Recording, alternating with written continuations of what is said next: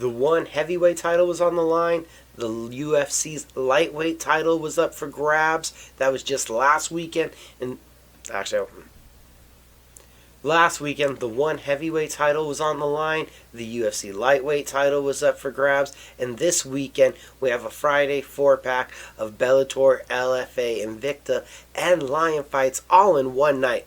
Welcome to Cage Minds MMA show.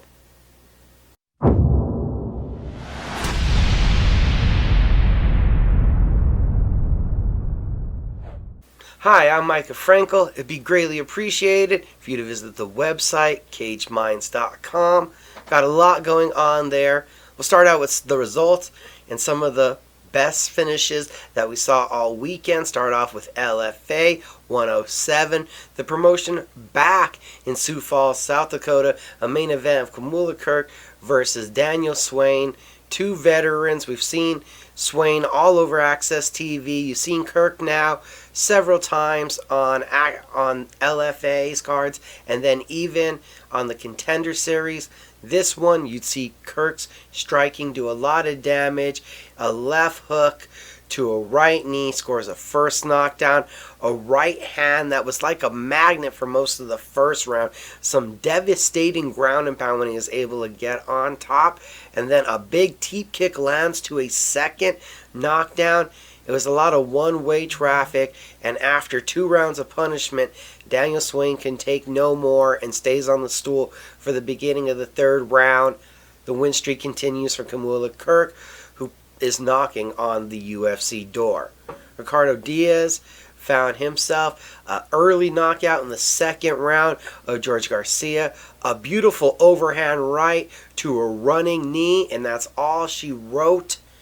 Anthony Garrett hits Jordan Hinterman with a 3-piece combo. Hinterman answers back with a takedown.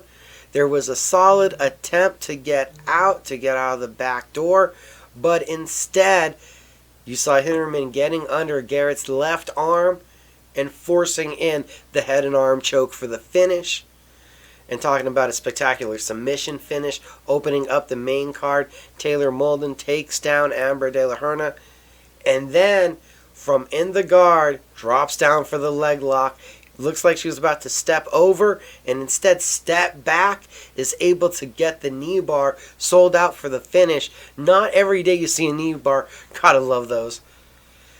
We also had one championship. Then it was a quick weekend, because Friday night, it was LFA. Then you had Saturday morning, one championship. That main event, Arjun Bhullar challenging Brandon Vera for the heavyweight title. And Bhullar showing off some crisp new boxing skills, able to touch up Vera, then get his takedown on, and the ground and pound would prove too much. India has their first MMA heavyweight champion in a major promotion. And then, in the kind of eye-raising call-outs, Bhullar calls out the WWE and AEW. If you don't know who that is, that's the world of professional wrestling. And with a call-out that's a bit more significant, Reiner de Reiner followed up on his call-out of Brendan Vera from him becoming the one middleweight and light heavyweight champion after taking both titles from La and Song. He now wants to get that heavyweight title from Bhullar and dropped his own video. So you could see a first 3-division major champion in MMA history there from one, or you could see a heavyweight champion cross over to the pro wrestling world. Interesting stuff going on in Singapore. That was Saturday morning. Then you real quick over to Saturday night. Houston, Texas, a sold-out Toyota Center where the UFC was going to crown a new lightweight champion. Either the 3-time former Bellator lightweight champion Michael Chandler, or Charles Do Bronx Oliveira. I almost want to say a kid, because we've all watched him grow up over the last 11 years inside of the octagon. So to see that young man getting into a world title main event, so many ups and downs in his career. Before the win streak, I believe something like 10-8 in the UFC, and now a 9-fight win streak. Did I give away too much? A great fight. The first round, Chandler is able to withstand getting hurt Oliveira, jumps on a guillotine when Oliveira is forced to shoot in after getting hurt. You think it's going to be over with the guillotine for a moment. Oliveira is able to pop his head out, then starts to win the grappling, takes Chandler's back. And for most of us, if you're a fan of chess, you're thinking, well, that's check. How could you let Oliveira get on your back? And Chandler is able to fight out of it, escape, and then the power just looks like it's going to be way too much. Every strike landed on the feet, all the punches being thrown. Chandler is hurting Oliveira, finishing the first round with huge ground and pound, everything in Iron Mike's favor, to a second round where Oliveira moves forward and finds the opening. Because that was what made you worry about Michael Chandler. A guy that just had a tendency to get a bit too wild, to get a bit too lackadaisical, and the left hook lands, and that's when Oliveira goes on the attack, hunting Chandler down, a couple right hands, and then as Chandler is escaping out to his right, a left hook lands perfectly, dropping Chandler to the ground, a couple follow-up punches, and the new champion is Charles do Bronx Oliveira, the UFC lightweight champion, and it was a sight to see, not just the finish, but the elation afterwards, jumping out of the octagon, literally kind of belly flopping in front of the announcers, saying, I'm the best in the world, or I'm the champion, giving Dana White a kiss that smears blood on him, running around the crowd, and even to when Oliveira got the belt and was hugging it to how a child hugs a baby doll. The childlike joy and enthusiasm, I think, made that championship victory as a fan rememberable. Rememberable in a way that few have been, and you haven't seen that kind of emotion since Jose Aldo beating Chad Mendes, UFC 142, back in Brazil, and then running into the crowd. So a great main event, so many ebbs and flows, and a champion crowned.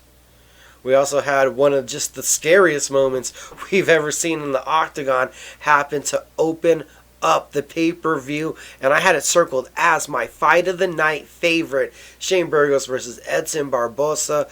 As expected, a war. Hammering leg kicks from Edson Barbosa, a solid jab, and having his way early on with Shane Burgos. Burgos fighting his way back, answering with his own jab, finding the space in the second round to start hammering home his own outside leg kicks. Going into the third, we're talking about it's 1-1. Not to mention, Burgos was ripping his left hook to the body, and it looked like, could this be another one of those moments where we saw Edson Barbosa crumbling to a pressure fighter?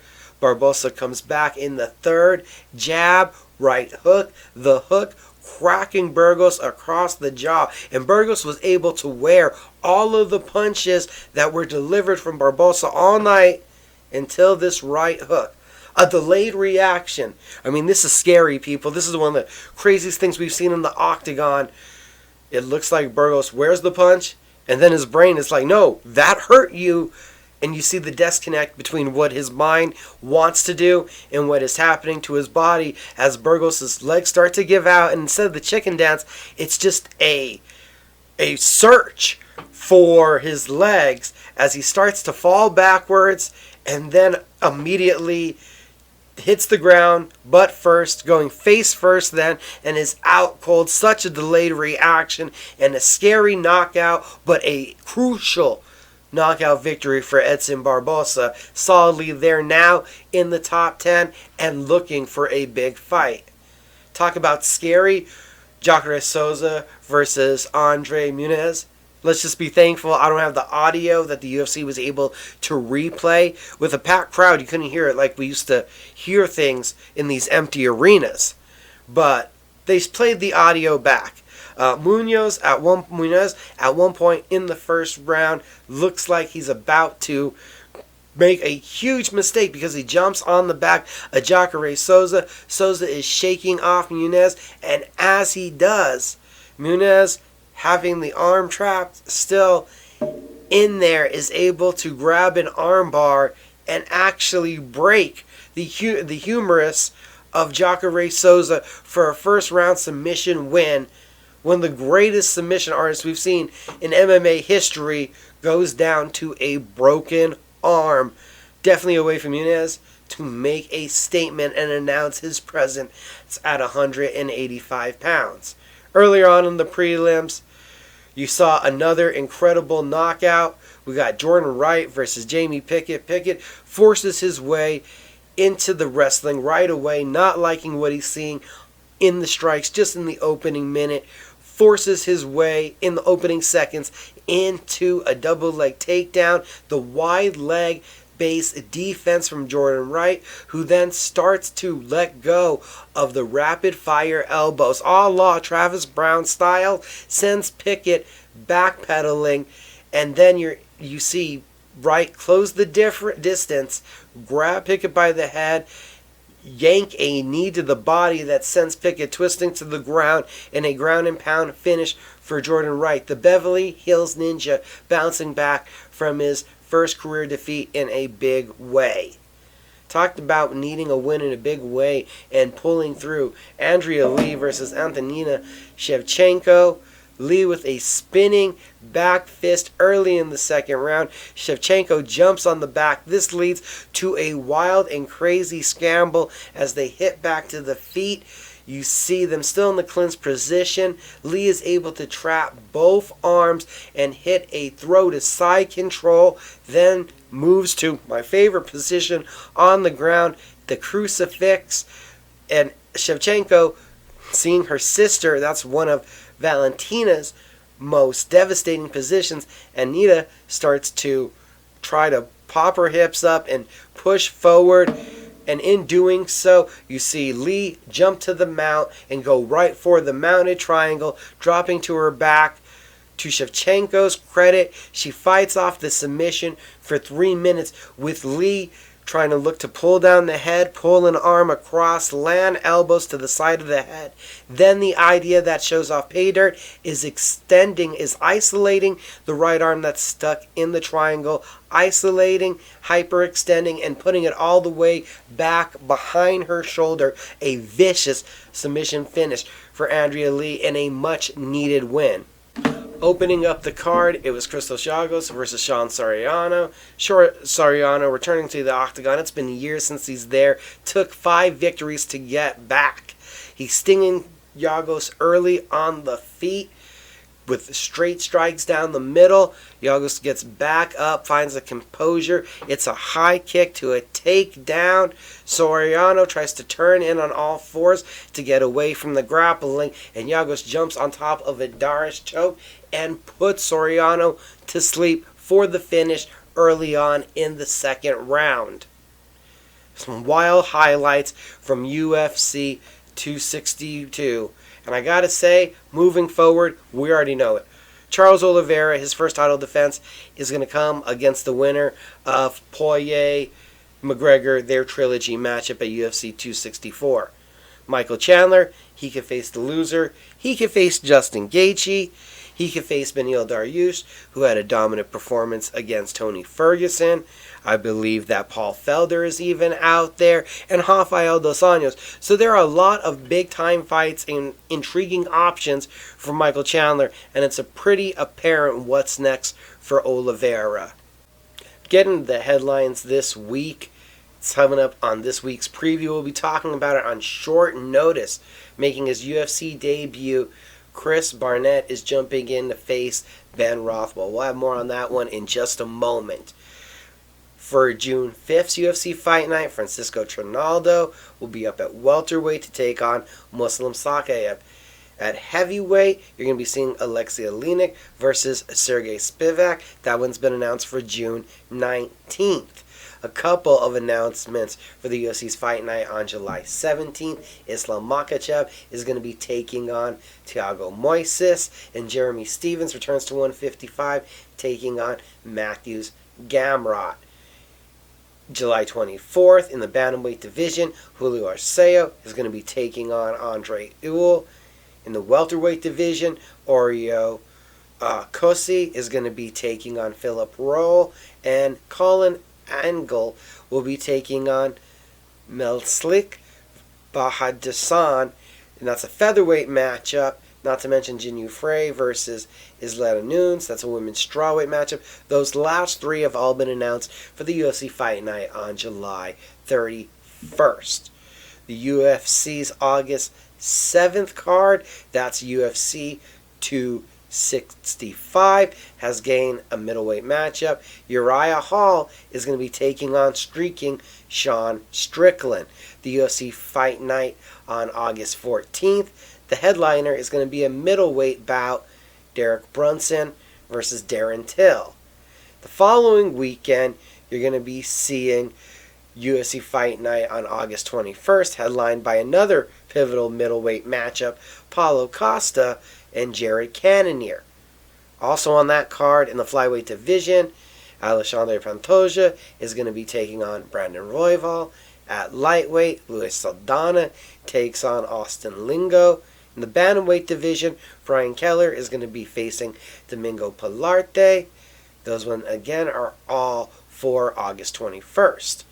Now for August 28th, the UFC has announced Mario Batista versus Guido Canetti. Jamal Emmers is going to take on Pat Sabatini. Those are both featherweight matchups. And in a women's bantamweight contest, you're going to see Jocelyn Edwards against Zara Fanar. Those are all again for August 28th. And then for September 18th, a lightweight bout has been announced. Orang Zhu will be taking on Dakota Bush. And then the UFC is working on Thiago Santos versus Johnny Walker, a pivotal light heavyweight bout for September 25th. In Bellator news, Bellator 260 has added a lightweight bout to the prelims. This one, exciting prospects, Alex Pozzilli against Augusto Trujillo. To preview this weekend's action, let's start off with Invicta FC 44, the promotion's debut on their new home, Access TV. It's going to be a 6-fight card in all. The main event, the vacant flyweight title, is on the line. Karina Rodriguez against Diana Torquato. Rodriguez comes in with wins over Diana Bennett and Milena Dodieva behind her. Torquato made the semifinals of Phoenix Rising 2, coming off of a split decision win outside of the promotion.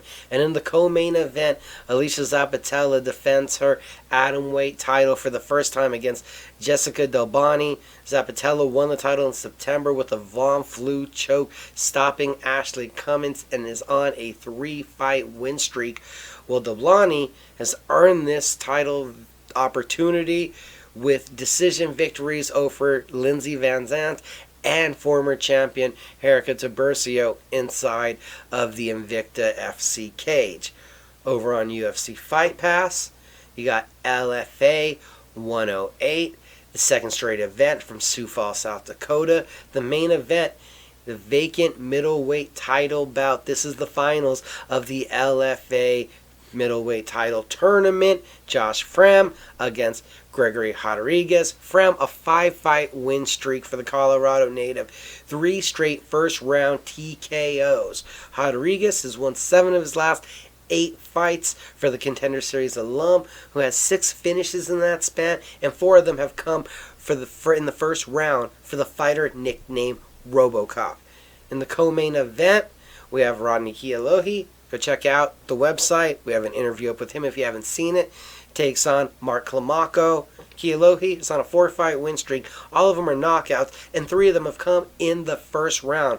Well, Klamaco is unbeaten at 5-0. He has 2 first-round knockouts and 1 submission that came in the second round. He fights out of the American Kickboxing Academy. You can check that one out again on UFC Fight Pass, and you got a couple other top-notch prospects to check out on there. Clayton Carpenter, Tyler Ray, Thomas Peterson.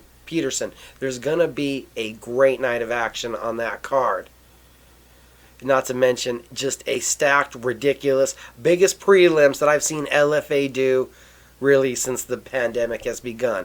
Also, I mentioned on UFC Fight Pass, you got Lion Fight 66 Muay Thai action. The main event, it's a Lion Fight North American Super Cruiserweight title bout. Steve put him to sleep. Walker, who's 9-0 from Boston, Massachusetts, is going to be defending his title against Devorius Tubbs, 5-2 from Atlanta, Georgia. And Steve Walker, if you have not seen him, he is a must-watch highlight reel knockout artist. Dude is a lot of fun. He also on Friday night over between the Bellator YouTube channel for the prelims and then Showtime for the main card. It's Bellator 259. The main event has Chris Cyborg defending that Bellator women's featherweight title against Leslie Smith. The two of them met in Cyborg's UFC debut. Since then, Smith has won 4 of her last 5 fights, and Cyborg, in her 2 fights inside the Bellator cage, stopped Julia Budd to take possession of the championship belt in the 4th round in her debut, and her first defense was a 2nd round submission of Arlene Blanco, beating her up, then getting her to the ground and taking that RNC. The co-main event, you have the former bantamweight champion returning to 135 pounds after his time in the featherweight Grand Prix. Darian Caldwell returns to take on Leandro Higo. Higo has won his last 2 fights in the Bellator cage, both by submission, submitting Ricky Bandejas and Sean Bunch. Well, Caldwell did have success in the featherweight Grand Prix, beating Henry Corrales and Adam Borish before losing to finalist AJ McKee. The card is also going to see Fabian Edwards, the talented British striker, brother of Leon Edwards, the UFC welterweight, against unbeaten Austin Vanderford, the talented wrestler and grappler who is most well known for being Paige Van Zandt's husband. And opening up the main card, you have Christian Edwards, unbeaten with an 80% finishing rate, taking on Ben Parrish, making his Bellator debut with a 100% finishing rate. Also almost forgot to mention this one. In a welterweight bout, also on that main card, you got former LFA champions meeting, both on 5-fight win streaks, as Jaleel Willis will face Maicon Mendoza. And on the prelims, you got names like Syed Awad, who's going to be taking on the former CES champion Nate Andrews, not to mention unbeaten Israeli Avi Gonzalez, unbeaten Floridian Valerie Lederno, and unbeaten top 10 ranked heavyweight Davian Franklin, all in action on the prelims. Also, the debut of free agent signee Welsh fighter Brett Johns. So some great action there for Bellator 259, really a stacked card. Saturday, the UFC, they're back in Las Vegas at the Apex for UFC Fight Night. Rob Font versus Cody Garbrandt. The main event, it's number 3 Rob Font against number 4 ranked bantamweight, the former champion Cody No Love Garbrandt. Font, a 3-fight win streak, and the last time we saw him, it was knocking out Marlon Moraes. Don't forget that Font also in that streak picked up a decision win over current Bellator champion Sergio Pettis. 11 months ago, we saw the successful return to the octagon of No Love, Cody Garbrandt getting a knockout victory off of Rafael Assunção. Both guys hit each other with big shots, and No Love was able to take him and then land his own. Don't forget Garbrandt, 12 wins, 10 by knockout, while Font, of his 18, has 12 finishes, a little more spread out, 8 knockouts and 4 submissions. Co-main event, we're going to see again 3 versus 4. This is in the women's strawweight division. We could see the first challenger for Rose Namajunas come out of this matchup, as number 3 ranked Yan Xiaonan is going to be taking on former champion in Invicta and the UFC's inaugural women's strawweight champion, Carla the Cookie Monster Esparza. Yan is 6-0 in the UFC, the last win coming over Claudia Gadelha, and she's won her last 11 fights. Well, Esparza is on a 4-fight win streak but 3 of them have been utterly close, 2 split decisions and a majority decision in beating John Jaroba, Alexa Grasso, Michelle Waterson, and Marina Rodriguez. In the heavyweight, the token heavyweight fight on the main card, you're going to see Justin Tafa, former Glory kickboxer, against Jaron Vandera. Also moving down the card, I like a flyweight fight. It's a top 15 rank one. Number 11, David Dvorak against number 12, Julian Paiva. Dvorak started his career and I was at one point 4 wins and 3 losses. Since then, a 15-fight win streak, including 2 wins inside of the octagon, 15 finishes, 8 knockouts, and 7 submissions. Julian Paiva has won his last 2 fights, a knockout of Mark De La Rosa, and a decision win over Zuglas Zuglatov. Opening up the main card is a middleweight matchup that's going to pit number 7 Jack the Joker Hermansson against number 9 Edmund Shabazian. Hermansson, 11 knockouts, 6 submissions. He has a great top game, powerful ground and pound, and great chokes. Well, Shabazian, the Armenian who lives in California, has 9 of his 11 wins by way of knockout. And on the prelims, said I had a little bit more for you on this one. Chris Barnett, it's been a long time coming to make his UFC debut. Of his 21 wins, 16 come by knockout. It's taken a 6-fight win streak to get here. And we know that Big Ben Rothwell in stature is one of the biggest heavyweights. Barnett comes in as kind of one of the smallest heavyweights we've seen in the octagon at a 5'9" on the measuring tape. Well, Rothwell, we know, stands at about 6'4" to 6'5". Great front chokes, and obvious one-punch knockout power. Other fights to look forward to on the prelims. I gotta actually go to the card, the fight that opens up the card, where Damir Ismagulov, 22-1, faces Rafael Alves, who's 19-9. Damir has a 17-fight win streak. He's 3-0 in the UFC. But you may have forgot about him because we haven't seen him fight since August of 2019. And he has 10 of those 22 wins by way of knockout. While Alves is on a 5-fight win streak. 4 of them are finishes. He fought on the Contender Series. He held the Titan FC title. He has 7 wins by submission and 7 wins by knockout. So, there's a lot to love for this weekend's MMA action coming up. It's a busy Friday. It's a fun fight night that means a lot to the bantamweight division, means a lot to the women's strawweight division, and it means a lot if you go check out the website again. That's cageminds.com. You can also keep up with us on social media. The Facebook page is Cage Minds Combat Sports News. Over on Instagram, it's at CageMinds_CSN.